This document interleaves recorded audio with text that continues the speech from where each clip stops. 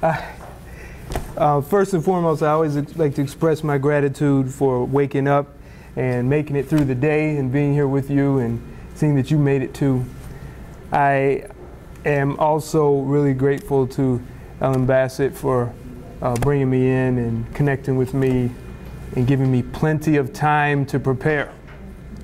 And I hope that when you leave here, you'll leave with something useful. And that's my purpose of coming here. I see you as a student and maybe potential customers, who knows, but whatever it is, I gotta make sure that if you have a question, it's dealt with. We are gonna be going kind of fast, so it's really important that if something happens or there's something that's said that you did not catch, that you raise your hand. We're not going to have a Q&A session at the end, most likely. It's just going to be intermingled with the different pictures. So, let me get my screen started here. Now, action. All right, this will record my screen for me, and my plan is to take this workshop and edit it and put it on my blog so that you can watch it again or your neighbors can watch it. What's your address? Which address? Which blog address or whatever? It's photografix.pro, but if you go to the back, we actually have cards and flyers and yeah. Much better. All the details are right there. And most importantly, we have some great books and videos so you can leave and learn some more.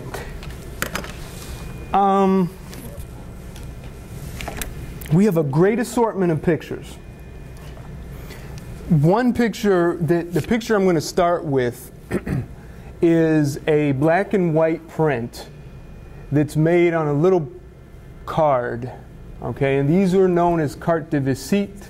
This is a style of printing, a style of mounting photographs where you would actually have a nice postcard, a keepsake, and it wouldn't bend, and it was somewhat durable. And typically, when these are damaged, it's typically just the corners are gashed in, or there is some damage on the inside, and there'll be mold as well. But they are nice to have if you have any of these. They're very beautiful, sometimes in the back with the engravings of the photographer's studio. We will start with a quick scanning session. But before I do that, I just need to survey the group and ask, how many of you have a computer at home? Raise your hand. Okay, great. All right, how many of you have a scanner? Okay. How many of you have a digital camera? And how many of you have a film camera that you still use? Very good. So you have the film processed, and then do you have them make prints, or do you ask them for a CD of the images? You scan the negatives. And how about you, ma'am? Prints.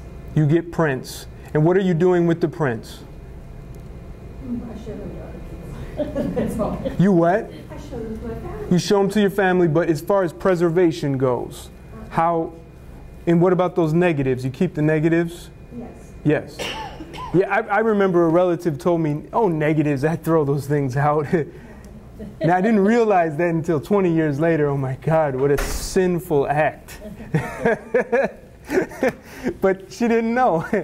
But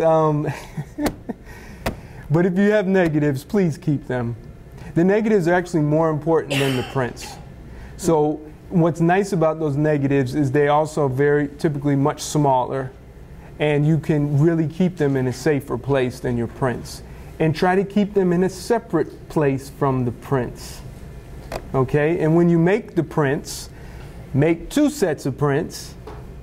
1 set for you, and 1 set for you to hide, and 1 set for you to give away or share. Or desecrate, whatever. Did I see a hand? Yeah. Yes. Do those negatives deteriorate? I have some from the 1920s. Well, yes, like all things organic, they do break down. But it really depends on how you store those negatives.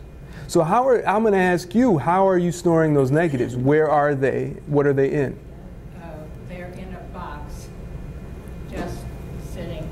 Underwater?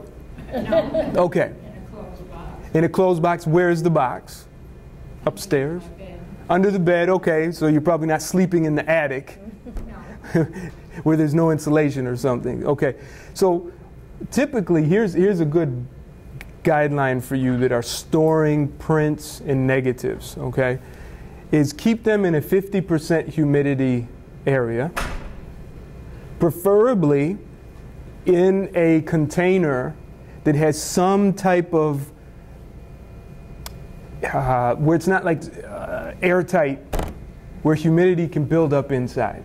Because what will happen is when it does get hot in your house, or humid for some reason, it will kind of stay in there. I have a fireproof safe where I keep a number of things, but I don't really keep, I do have some pictures in there, but I've scanned everything by now. But sometimes in the summer, I got to actually leave it open. Okay, I got to leave the safe open because it's tight. But the box that you use should be what's called an archival quality box. All right, so that means it should be acid free, which many conventional boxes, are not. It should be lignin free. That's lignin, and which is what is in all paper. But they really extract that out really well for these products. And if it has plastic, it should be PVC. So typically anything you get at the scrapbooking store is generally, or the hobby store like Archivers or other places. You can go online to Light Impressions, wherever. Go to a genealogy conference, you'll find a vendor selling these things. You'll see it say archival quality. It's really important that if you have prints or negatives, that you are storing them in archival quality materials in a 50% or a temperature controlled, humidity controlled environment. Okay? Now, since most of you have scanners, it is now incumbent on you to scan in these originals as soon as possible. And if you do it sooner than later, you'll actually capture the image right there as it is. Because they're all deteriorating. They're all going to turn to dust eventually. Whether it's an external force like fire, because you never know when this stuff happens, or just through age. And when you scan it in, I'm going to talk right now about scanning that in. So here we have this picture. Now, what I like to do on my scanner bed is I don't want to place my image like right up against the edge, like a photocopier. You know how you're going to copy a letter and just sticking in, make it real nice square with that arrow, you know, and that's just straight, you know, it's really nice. Well, with your photos, it's not always best to do that, and I'm being real picky, but I'm going to just give it to you straight. It's hard to see from here, but here's my flatbed scanner. I'm going to take this card that has a straight edge on it. It's perfectly square on all sides, right? It's straight, not square. It's rectangular, actually. And then I put that at the top in the middle. And then I put my print. Now, another little tip for you. You ever notice how you put something in the scanner? He's like, oh man, it's upside down. You know what I mean? What I